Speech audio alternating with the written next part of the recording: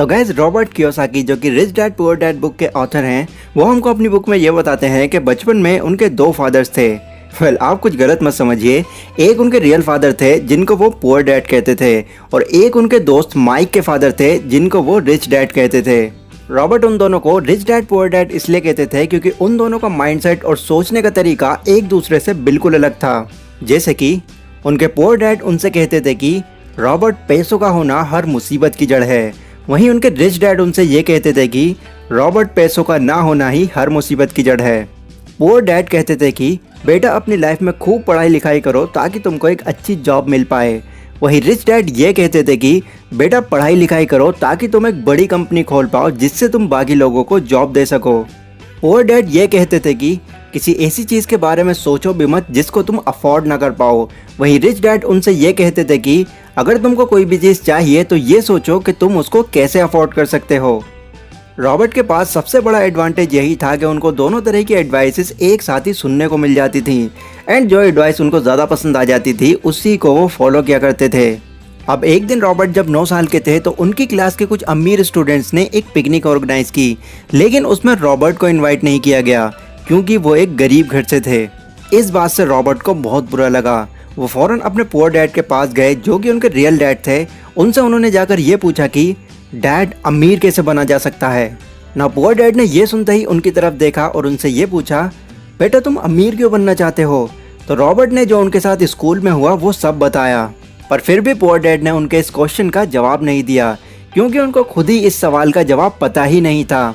भले ही उन्होंने पढ़ाई में PhD कर रखी थी और वो गवर्नमेंट टीचर थे, बट फिर भी उनके पास इतनी फाइनेंशियल नॉलेज भी नहीं थी कि वो रॉबर्ट के इस क्वेश्चन का आंसर दे सकें। अब कुछ दिन बाद उन्होंने रॉबर्ट से कहा कि तुम इस सवाल का जवाब अपने दोस्त माइक के फादर से क्यों नहीं ले लेते। उसके बाद रॉबर्ट माइक के फादर के पास गए जिनको वो रिच डैड बुलाते थे और उनसे भी रॉबर्ट ने जाकर सेम क्वेश्चन किया, अमीर कैसे बना जा सकता है।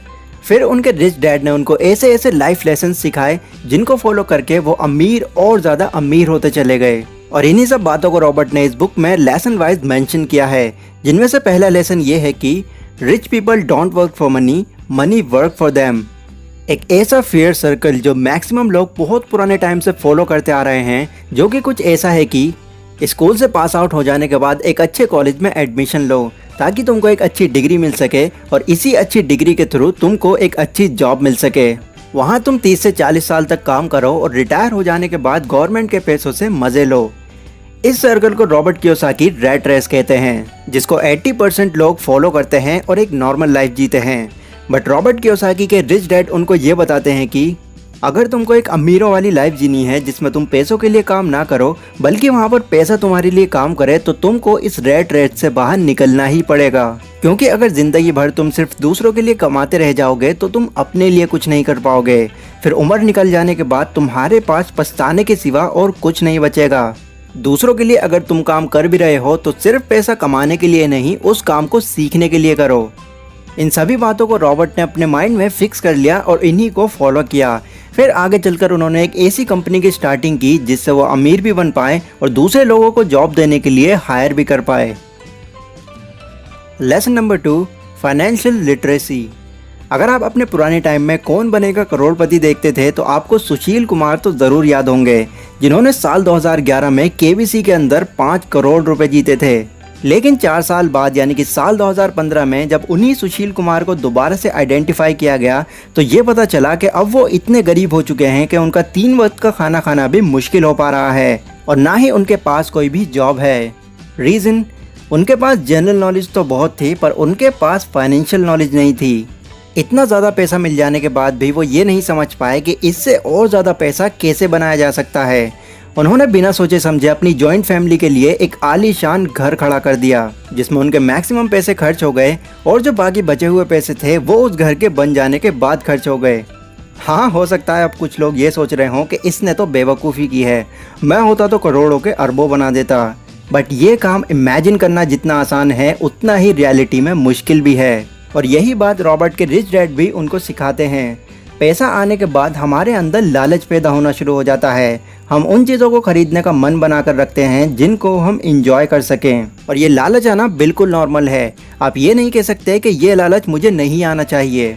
पर अगर आप अपने इमोशंस को काबू करके अपने उन पैसों से एक एसेट क्रिएट कर लेते हो तो आगे चलकर आपका वही पैसा आपको अनलिमिटेड पैसा कमा कर देगा। एसेट्स वो होते हैं जो आपको पैसा कमा कर देते हैं, वो पैसा जिससे आपको एक्टिवली काम करते ना रहना पड़े। और लायबिलिटीज वो होती हैं जो आपकी पॉकेट से आपका पैसा निकलवाती हैं। सुशील कुमार के केस में उनका वो घर उनकी सबसे बड़ी लायबिलिटी साबित हुआ, जिसने उनको कंगाल बनाकर रख दिया। पर अगर वो एक आलीशान घर ना खरीदकर कुछ नॉर्मल से घर खरीदकर उनको रेंट पर दे देते तो आज आप सोच सकते हैं वो कहां से कहां होते, क्योंकि उनके वो घर उनके लिए एसेट साबित होते। तो रिच डैड का ये लेसन आपको भी अपनी लाइफ में अप्लाई करना होगा अगर आप आने वाले टाइम में अपने आप को एक बड़े लेवल पर देखना चाहते हो। Lesson number 3, mind your on business. 1974 में रे क्रॉक, जो कि मैकडॉनल्ड कंपनी के फाउंडर हैं, वो एक बार यूनिवर्सिटी ऑफ टेक्सास ऑस्टिन में स्टूडेंट्स के सामने स्पीच देने गए, जिन स्टूडेंट्स के साथ रॉबर्ट के फ्रेंड भी थे। स्पीच खत्म हो जाने के बाद रे ने सभी स्टूडेंट्स से ये पूछा कि मैं किस बिजनेस में हूँ। तो उनकी ये बात सुनकर सभी स्टूडेंट्स हंसने लगे, क्योंकि सबको ये पता ही था कि वो मैकडॉनल्ड कंपनी के फाउंडर हैं और हैम बर्गर का बिजनेस करते हैं। पर उन्होंने यही बात दोबारा जब उनसे पूछी तो एक स्टूडेंट ने उनको बताया, सर आप हैम बर्गर का बिजनेस करते हैं। तो इस पर रे ने उनको ये जवाब दिया कि मुझे पता था तुम यही कहोगे, बट मैं एक हैम बर्गर के बिजनेस में ही नहीं बल्कि मेरा असली और सबसे बड़ा बिजनेस रियल एस्टेट है। उनकी ये बात सुनकर सभी स्टूडेंट्स हैरान रह गए, जिस पर रे ने उन सभी स्टूडेंट को समझाते हुए बताया, देखो जब भी कोई मैकडॉनल्ड कंपनी की फ्रेंचाइजी लेता है तो उनको हम शॉप खोलने के लिए एक ज़मीन प्रोवाइड कराते हैं, जिस ज़मीन का रेंट उनको पे करना होता है। और हमारी ये फ्रेंचाइजी ऑलमोस्ट हर कंट्री में अवेलेबल है। तो अब आप ये खुद ही सोच सकते हैं कि हमको यहाँ से कितनी इनकम आ रही होगी। इस पॉइंट से ऑथर ने हमको ये बताने की कोशिश की है कि अगर आपके पास सिर्फ एक ही इनकम सोर्स है तो आप उसी पर निर्भर नहीं रह सकते। आपको अगर अपनी इनकम को और भी ज़्यादा इंक्रीज़ करना है तो आपको मल्टीपल इनकम सोर्सेज जनरेट करने होंगे, ताकि एक सोर्स से किसी वजह से अगर पैसा आना बंद भी हो जाए तो बाकी सोर्सेज आपको पैसा देते रहें। और इंटरनेट और टेक्नोलॉजी के थ्रू ये काम पहले से ज़्यादा आसान हो गया है। Lesson number 4, the history of taxes and the power of corporation.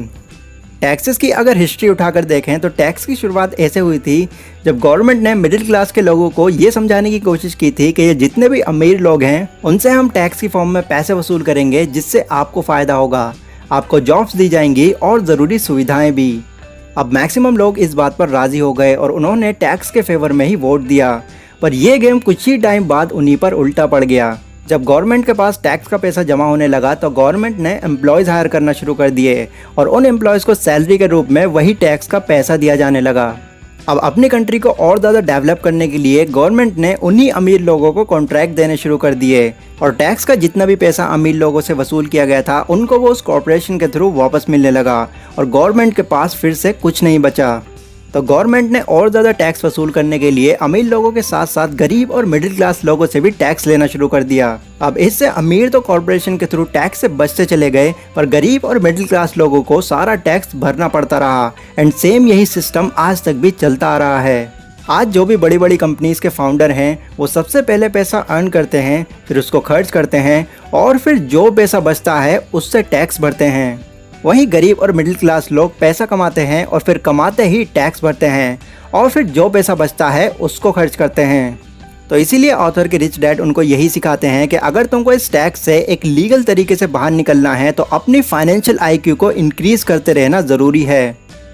ये इस बुक के टोटल 4 लेसन थे जो मैंने अभी आपको बताए। ये बुक एक हाईली रिकमेंडेड बुक है आपकी फाइनेंशियल नॉलेज इंक्रीज़ करने के लिए, जो मैं सजेस्ट करूंगा कि आपको भी ज़रूर पढ़नी चाहिए। लाइक और शेयर कीजिए अगर ये वीडियो आपको ज़रा भी यूज़फुल लगी हो तो।